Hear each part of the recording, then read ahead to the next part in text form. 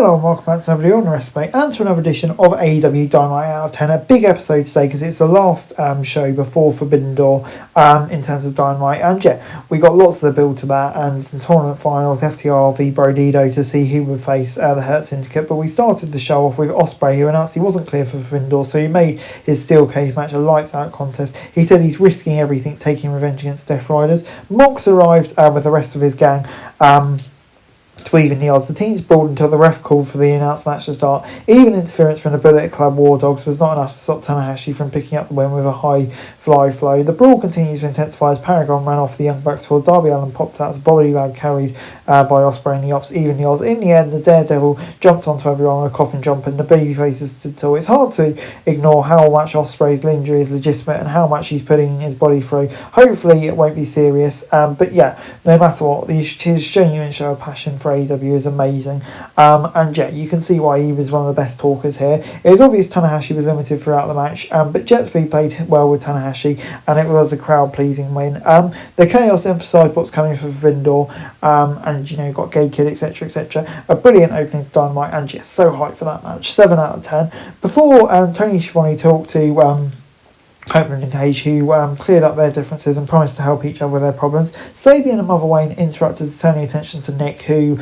appeared on the Titan Shot to announce Christian broke his foot. The Prodigy revealed the returning kill switch would take his place. The big man laid out Cope and Christian with chokeslams. A fun highlight segment, even with unfortunate news. Cope and Christian began to tease where they can be as a team once again, not ignoring their own character growth over recent years. This is a team brought together again by necessity. While the Race Star Super C wants to work again, his new teammate sees an ally to deal with his patriarchy problem. The return of Luchasaurus is nice. It's surprised with his health issues recently, but thankfully he's back to his best. Wayne's injury is disappointing. Just hope it's not too serious.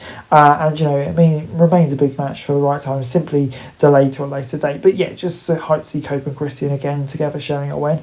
Before Dax Harwood and Cash Wheeler had multiple tricks up their sleeves to slow down Brodido, but Brodido refused to go down in the tournament final. As time wore on, Bandido and King managed to overwhelm FTR for 30 minutes, but that expired when the ROH World Champion could hit the 21 plex on Dax to win.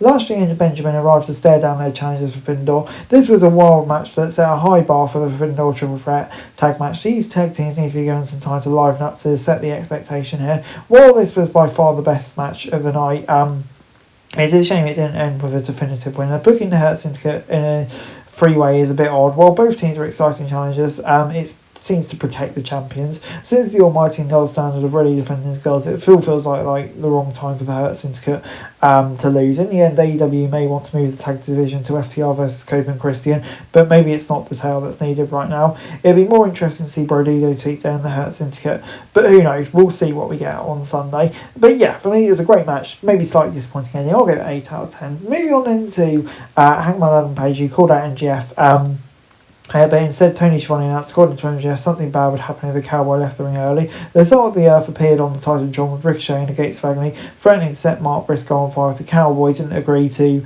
a DQ count-out. Title can change hands by, and MJF didn't need to execute his contract. To save Briscoe, Hangman agreed to all of those. By the time the Cowboy got back, MJF had left. It's not surprising to find out MJF had a plan to counter the bad news last week, but it was unexpected for this way. The Salt of the Earth suddenly holds all the cards. He can play Page, pushing him towards a DQ or counter, and he still has a contract for another title match at any time. This sets up a difficult challenge for Hangman, who will need to control his emotions and watch out for any tricks.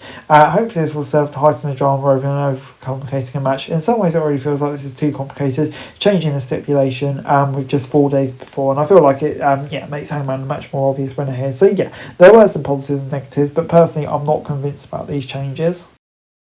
Next up was Timeless Tony Storm and Alex Winder versus Athena and Mercedes Moné. Moné and Athena could barely get along in this match, while Timeless and Alex looked like a veteran team together. However, Athena took command late and found her opening.